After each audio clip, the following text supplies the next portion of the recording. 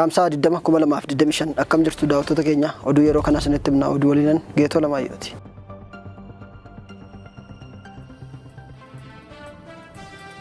Bara kana keessa namoota 27,800 caalan karaarraa kaaseeraa jedha biiroon Finfinnee.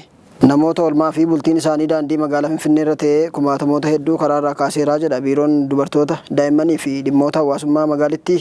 Garii isaaniif immoo carraa hojii kenneeraa fi jechuun ibseera. Ji'oota 10 keessatti dargaggoota olmaa bultiin isaanii karaarra ta'an 4,520 karaarraa fuudhanii akka isaan hojii qabaatan godhameera.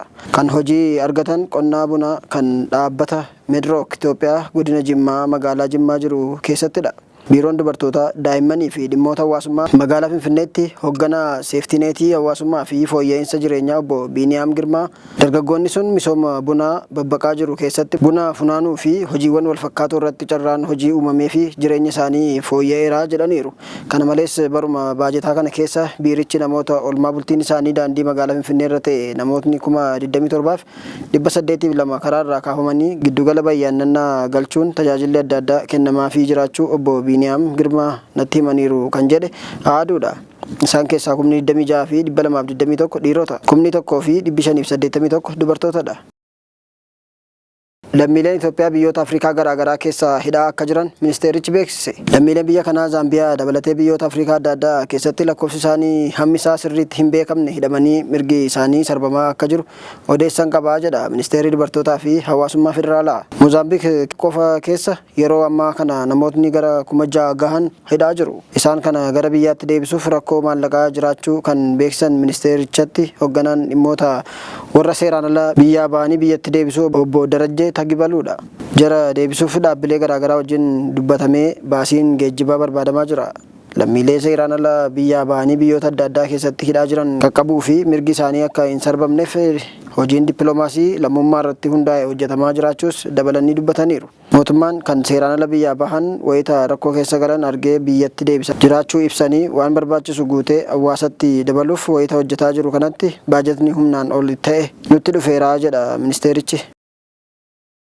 Dhaabbatni Allied Chemicals jedhamu Itoophiyaatti xaa'oo oomishuufan jedha jedhe. Dhaabbatni Indii Allied Chemicals jedhamu Oromiyaa magaalaa Adaamaa keessatti xaa'oo oomishuuf akka jiru beekseera.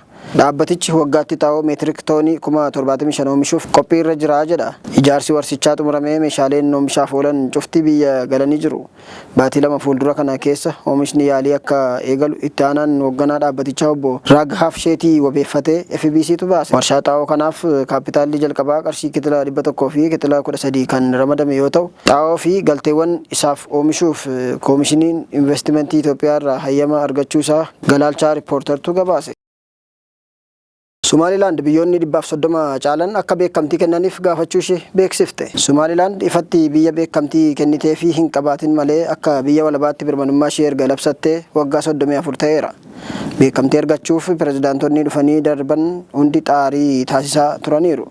Yeroo ammaa kana pirezidaantii Somaalilaand kan Abdurrahmaan Mohammad biyyoota 130 ol ta'an Somaalilaandiif beekamtii biyyummaa akka kennaniif gaafatamuusaa beeksisaniiru. Kana kan ibsan guyyaa bilisummaa ishii waggaa 34ffaa kabajame irratti haasawaa wayita godhanidha.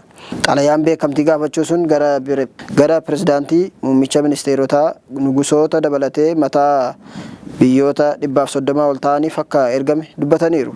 Pirezidaantichi Itoophiyaa, Imireetota Arabaa Gamtoomanii, Yuunaayitid Kiingidam, Ameerikaa, Jibuutii, Taayiwaan, Turkii fi Keeniyaa dabalatee biyyoota Somaalilaand waliin hariiroo michoomaa fi tumsa qabaniif galata qabnaa jedhaniiru. Gaanfa Afrikaa fi Galaana Diimaa irratti badhaadhina dagaagsuu fi nageenya naannawaa eegsisuu keessatti gahee olaanaa taphachuuf Somaalilaand qophii waan taateef beekamtii argachuun nuuf mala jedhaniiru.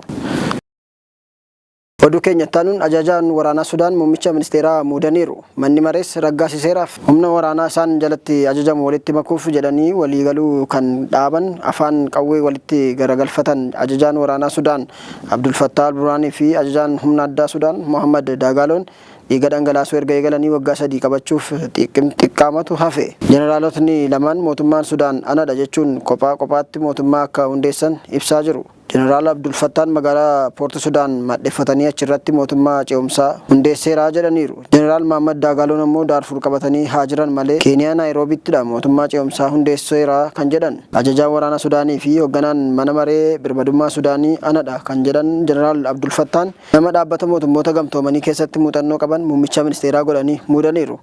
Mana marichaatti muummicha ministeeraa godhanii kan muudan Kamal Al-Taayib Idris Abdul Hafiz jedhamu. Jaarmiyaa alaa mootummoota gamtoomanii adda addaa keessatti yeroo dheeraaf mataa itti ta'anii kan hojjetan Dr. Idris muuxannoo siyaasaa qabu. Fincila uummataan aangoo irraa bu'ee mana hidhaa jiru.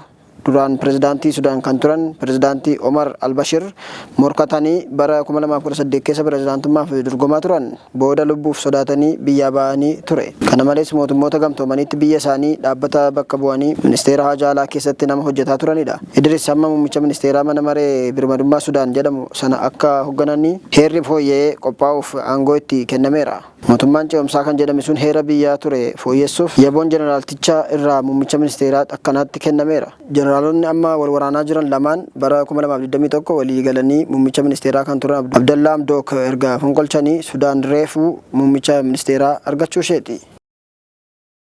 Oduu keenya xumuraatiin Gaazaa keessatti Israa'el takkaatti galaalchota 5 ajjeeste. Sulula Gaazaa Israa'el samii fi lafoon akka feetetti Filisteemota keessatti fixaa jirtu keessatti gaazexeessitoota 5 galaafatteetti. Isaan keessaa tokko hagabaastuu dubartii 4 dhiiradha. Maddeen fayyaa achirraa hubeeffatee Anaadooluun akka baasetti Israa'el ammas namoota bakka garaagaraatti manarraa buqqa'anii bakka tokkotti odoo qubatanii jumlaan haleelaa jirti. Hagabaastuun ajjeefamte tokkittiin sun osoo isaan dubbisaa jirtuuti kan haleelamte.